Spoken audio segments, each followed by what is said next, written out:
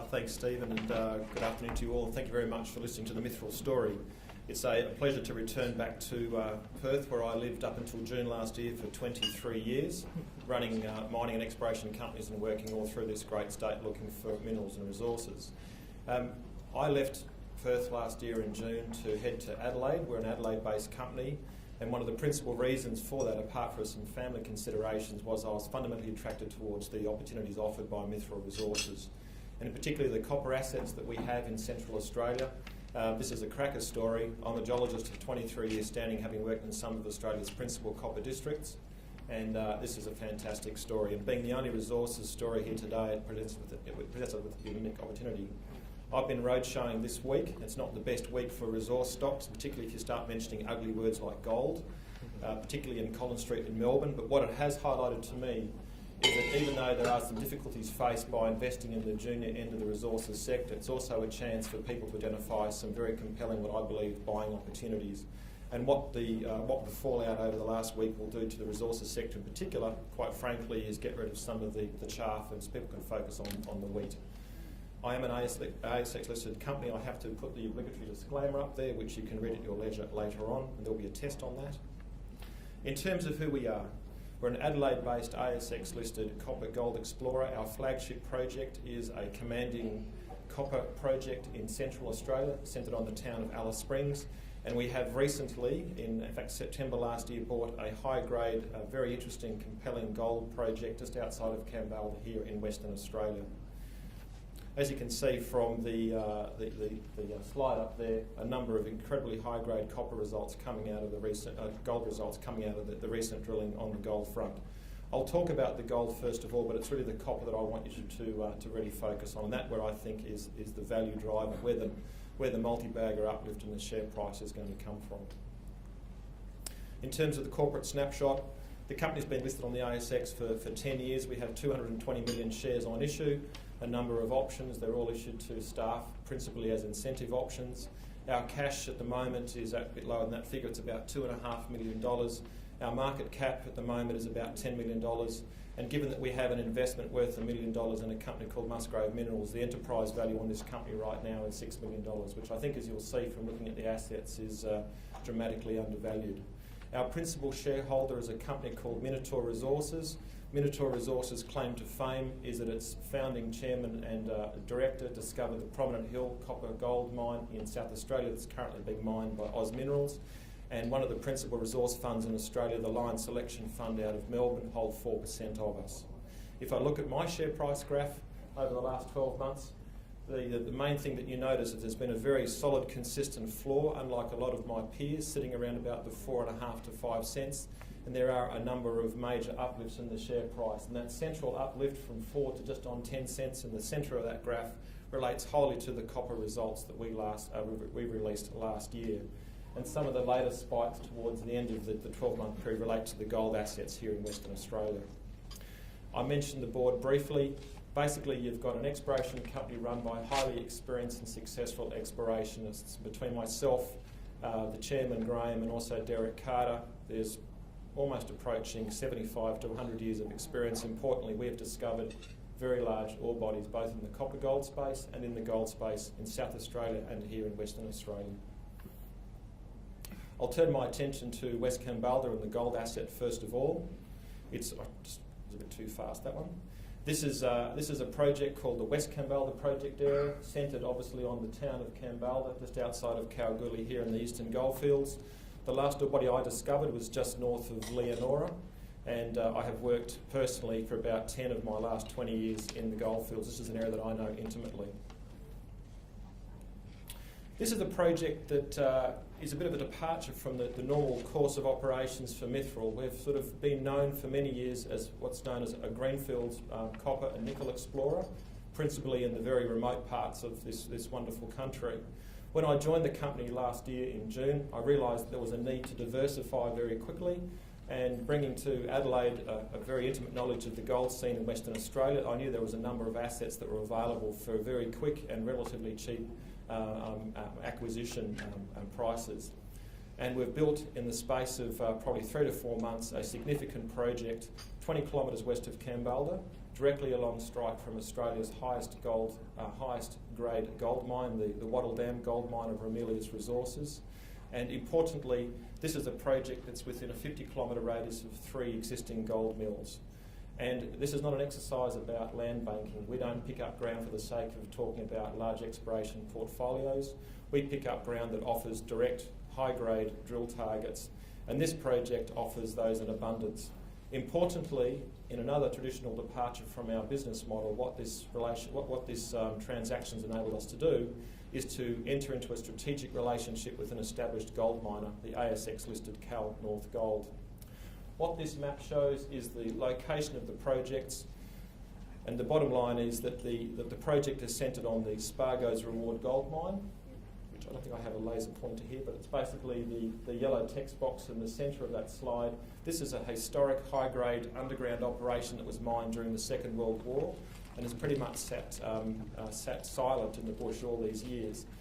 Our first drill hole under that mine, after acquiring this deposit in September of last year, hit the following intersection: 8 metres at 10 grams per tonne gold, including 3 metres at 25 grams per tonne gold. This is extremely high-grade gold in anyone's language.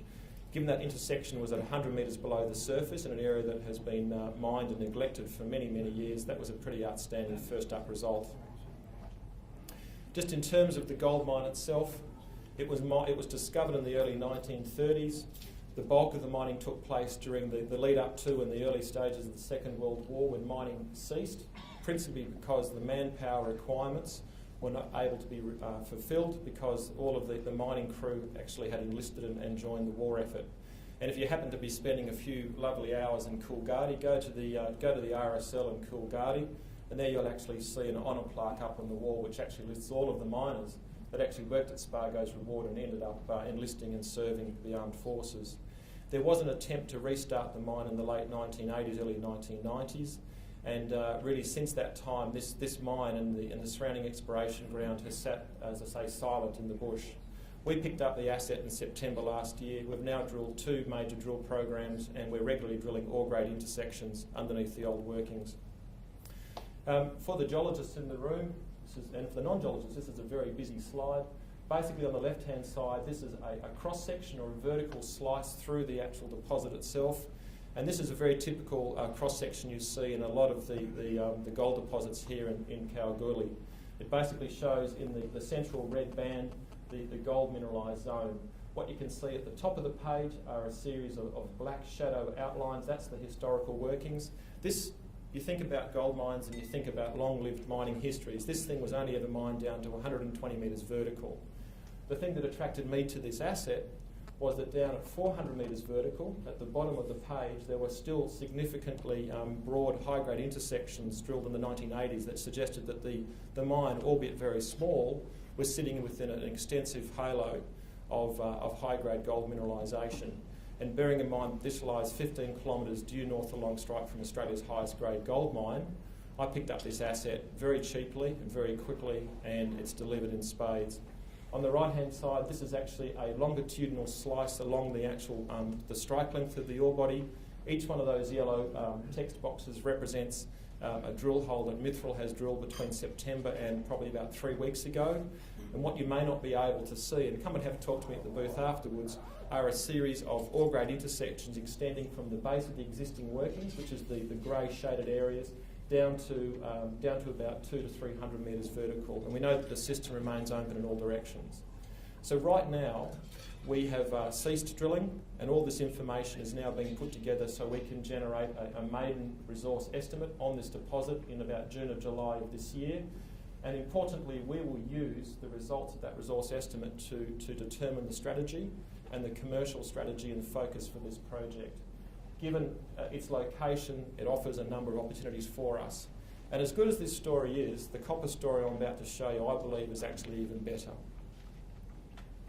So let's now fly to the north. We're going to go to the town of Alice Springs in the centre of Australia, and this is our flagship project. This is the copper space. It's called the East Arunta Project Area, and if you follow this particular resources space at the moment, you may be aware of a company called Kidman Resources, who is getting some traction in the market with the home of bullion copper deposit.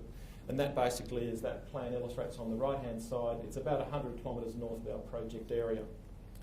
This is a large project area, 6,000 square kilometres of highly prospective copper mineralisation. We have multiple outcropping copper occurrences, and over the last 10 years of refining this project, we're now at the stage where we're about 2 to 3 months away from drilling on about 10 highly systematically explored and focused copper targets. We're known for the discovery of Australia's newest iron oxide copper gold province. By the term iron oxide copper gold, I'm referring to Olympic Dam, Prominent Hill, the Ernest Henry copper deposits in Queensland and South Australia. And unlike those areas, this stuff sticks out of the ground. This was a Mithril discovery in late 2011. We have multiple occurrences of outcropping copper, and the stunning thing behind this project of these occurrences have never been drilled. We have genuine first mover advantage, we have the dominant land holding, and we are the best experienced explorers in this part of the world. And as the photos will show, on the left-hand side, this is what you see up the bush. All that green is the actual copper, and on the right-hand side, these are the iron oxide copper gold rock types that has got the market excited. And it was the publishing of those photos on the right-hand side that took the share price from 3 cents to 10 cents in about 2 days. It was quite an exciting time.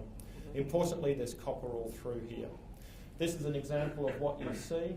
Now remember, when you look at this photo, this is copper mineralisation with the associated rock type sticking out of the ground.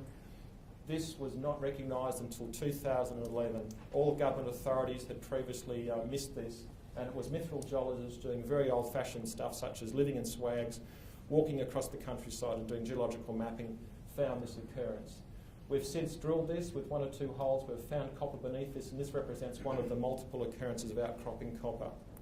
We have now flown and defined across this area about 7 or 8 walk-up drill targets that we're busy working up to what we call the drill-ready stage. So in a position when we walk the drill rig out here in August of September of this year, to be able to drill in the most efficient, focused manner a series of targets that I believe will host the next copper discovery. I've gone over my time and I won't dwell on other slides here, but suffice to say, further examples of outcropping mineralisation that has sat silent in the bush, unloved in the bush for close to 20 to 30 years.